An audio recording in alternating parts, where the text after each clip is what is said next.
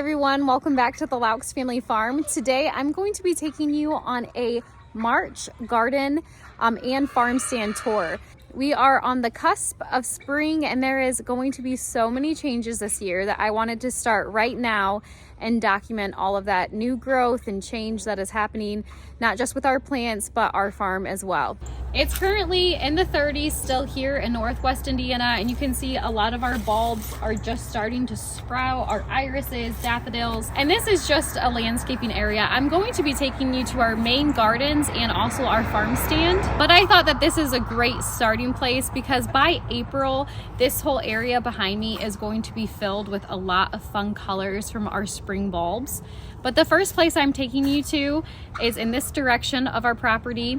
It is where we keep our cut flower garden and also all of our pumpkins and gourds. So let's head on over that way and I'll show you what it currently looks like. So you'll see here behind me, it's a blank slate. Alex took the tractor recently and he tilled all the spaces.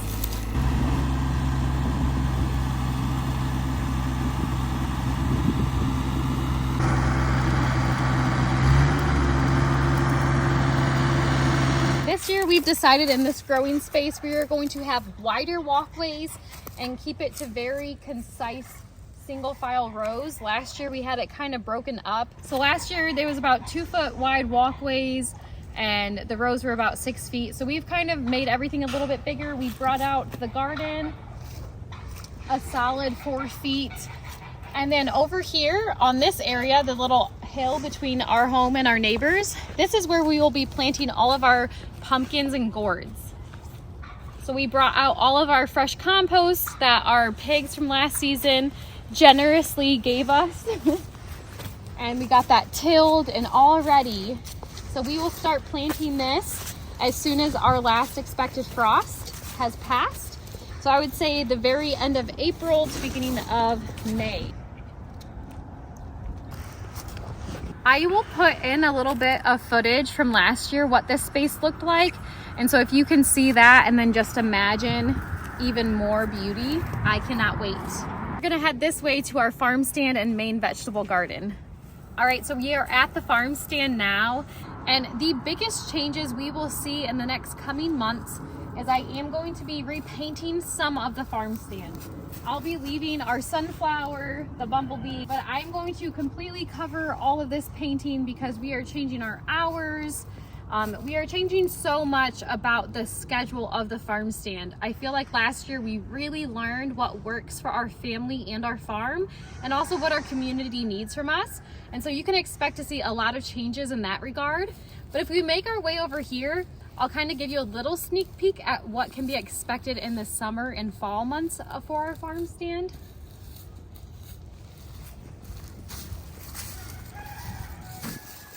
You'll see it's actually set up today. I was out of town all weekend, but my husband Alex, he took it upon himself to put out all of our soaps, sourdough starter, and soap holders and some farm fresh eggs because it's truly egg season. Our chickens are noticing the change in the season. They're starting to lay more eggs and we are becoming overrun. But we are officially open until April 20th. We will have a few events in between. We have a St. Patrick's Day farm stand event and an Easter farm stand event. But besides that, April 20th is opening day. And then like I was talking about, the big changes you can expect for our farm stand is kind of on this area. I think we are gonna be putting on some sort of addition. We have loved having this livestock trailer here for the holiday season. And we either want to find a trailer similar to that. However, we also have some new refrigeration ideas so that we can sell our eggs and flowers. There's so many ideas. So we are kind of thinking there will be an expansion, especially so that by the time we have cut flowers, there will be a new way to sell the flowers to where we can keep an impeccable vase life for our customers. But for in the next month, what you can expect is some nice painting, cleaning everything up, and my favorite is I think I've convinced Alex that I need a flower box right here, a little planter to bring some greenery and life and color to the farm stand. So I'm hoping I can convince him to prioritize some time into building me a cute little flower box. So we will see. I will keep you guys updated. The last thing on the tour is this main vegetable and flower garden over here. So we're gonna walk our way around the farm stand and into the main entrance of that garden.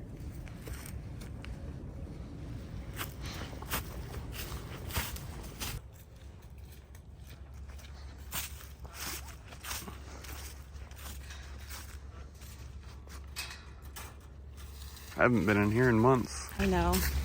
This is getting me so excited. You can see we had a lot of rain recently. This entire area, even our farm pond, it is a flooded,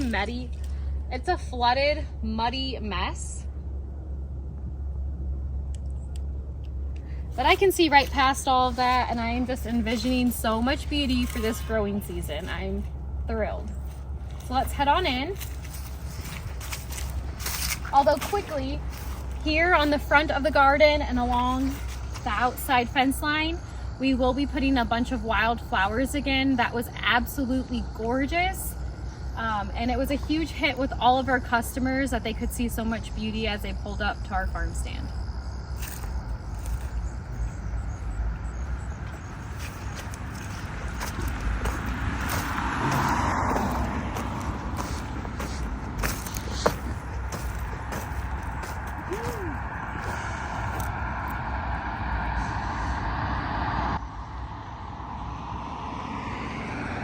We've done a little bit of cleaning and weeding this garden, but not too much has happened since the first frost hit the farm. In this center barrel, we have some strawberries planted, and we've loved that. As you can see though, they have traveled outside the planters, so I'll be cleaning those up, relocating them to other places of the farm, and also selling some at the farm stand. All of these beds, we still need to add fresh compost. We may or may not till this year. We still have not decided. Some of it's gonna get tilled, not all of it. Some of it will be tilled, but other areas won't. Like right here, you can see these little plants. Those are actually feverfew. It's a beautiful white yellow flower that I use for filler in my bouquets.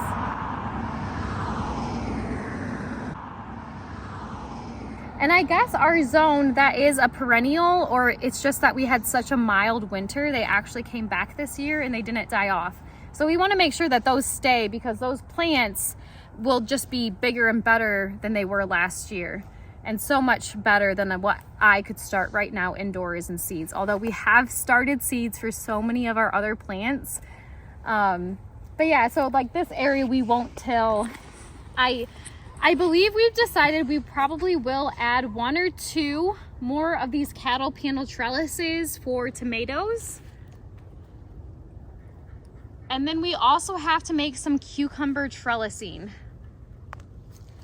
But over here at our arched tunnel area, I've already weeded the area, added fresh compost, and even put a little bit of straw and leaf mulch.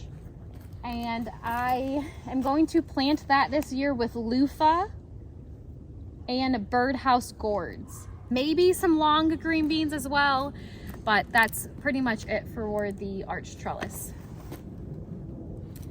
And as always, just a ton of sunflowers. We ordered more than last year. Cannot wait to see them. The very last stop on this little garden and farm stand tour is our back kitchen garden beds. We used to have 4 of these beds, and we have changed that now to just 2. That's mainly to do with that there is a tree that is on the other side of this little patio, and it really shaded out the other 2 garden beds. So what we did is we used that wood to make these here taller, and I'm really excited about it. This first garden bed here is going to be all strawberries and rhubarb, and this bed will be all of our leafy greens on the side, and we will still continue to use this string trellising for our favorite tomatoes. So we'll have a cherry tomato, aroma, and then 2 of our favorite slicers, because it can fit 4 tomatoes, and we trellis them up these string trellises. But that is it. I am really excited to capture the current state of our gardens and the farm stand so that we can refer back to this at the end of the 2024 growing season and see just how much change has happened.